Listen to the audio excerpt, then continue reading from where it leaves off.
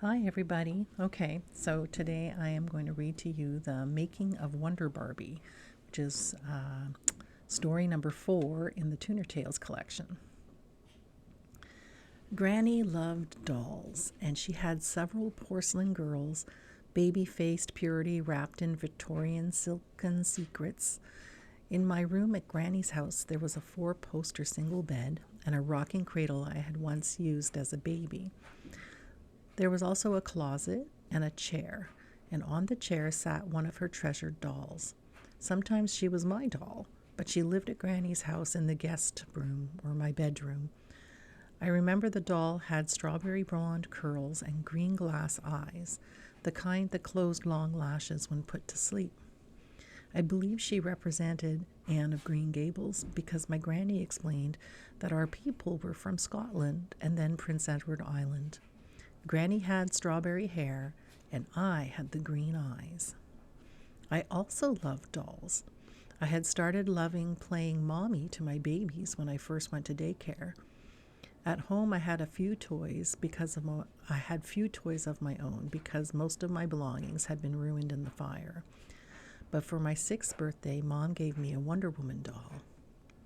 Mom had always refused to buy Barbies because she said they were a sexist waste of money. But I was in love with Wonder Woman and her thigh-high red boots, golden truth lasso, and invisible airplane. I was going to grow up and be a mostly naked Amazon princess. I loved her strength. I loved the television show. I loved her sparkling eyes and her long dark hair. On the day of my birthday, I lost Wonder Woman's boot. I had also received a pair of running shoes, and I wanted to demonstrate how fast I could run in them. I scoped out a runway and cleared the path from one end of the apartment to the back wall of the back bedroom at the other end, perhaps 25 feet long. I practiced my flight a few times until I was breathless and then rounded up the adults. Dad saw it coming, but I was too fast and I misjudged when to stop. When the wall stopped me, the world was silent. Dad scooped me up within a heartbeat and leapt up the stairs to the street and running. Nestled and bloody in his arms, against his chest I sobbed, clutching Wonder Woman and angry that she only had one boot. The hospital was 2 streets away from where we lived, and I fought the doctors and screamed in visceral rage as I was held down, anesthetized, and my chin sewn shut. My granny, Auntie Vera, with their immaculate doll collections, couldn't comprehend why my doll remained perpetually naked, flying around in her invisible airplane. Didn't I want to play dress-up? They hatched a plan one beautiful autumn weekend when Granny drove me to Ottawa to visit Vera. Granny couldn't afford to take weekends off from her job as a waitress at the barbecue restaurant, so it was special to be going for the whole weekend. Granny and her sister had an Avon cosmetics business together, and Granny was loading up the car with boxes of catalogs and perfume potions and lipsticks for the girls. I could ride up front with Granny in the passenger seat. I liked driving with her better than with Dad, who drove much too fast. I had seen all the traffic and speeding tickets he smashed into the glove box. With Granny, the drive was peaceful. We listened to the radio and talked and ate apples. Granny told me that Auntie Vera was the oldest. Next came herself, then Milton, who was called Uncle Mel. The last sibling was her sister Irene, but she married and moved to Medicine Hat. We could not drive there. I asked if Auntie Vera had red hair too, and Granny said not anymore. Auntie Vera had violet eyes like Elizabeth Taylor, the movie star, and her auburn curls were now dark brown, almost black, like her mother Martha's had been. Along the way, I learned the signs of our family relatedness to look for in myself.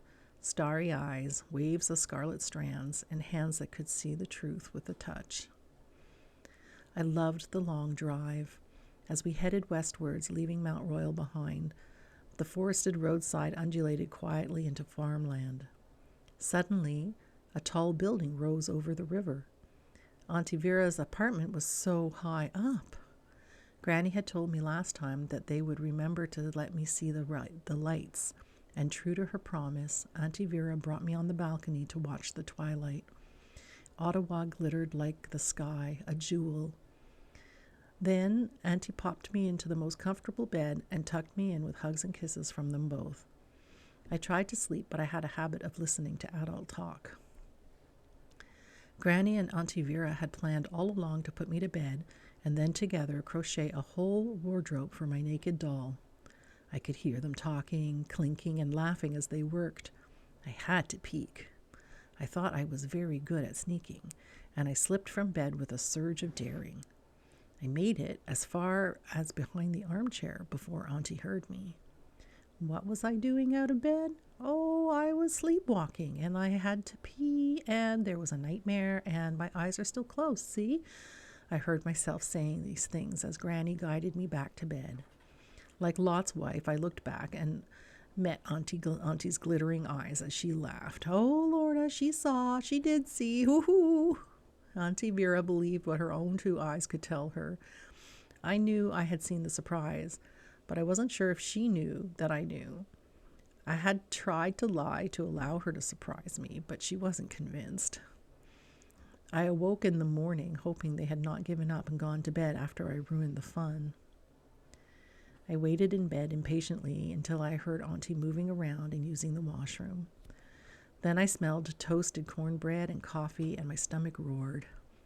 I pretended to myself to have forgotten the night before. I took my turn to pee and then went to the kitchen before casually strolling through the living room for no reason at all.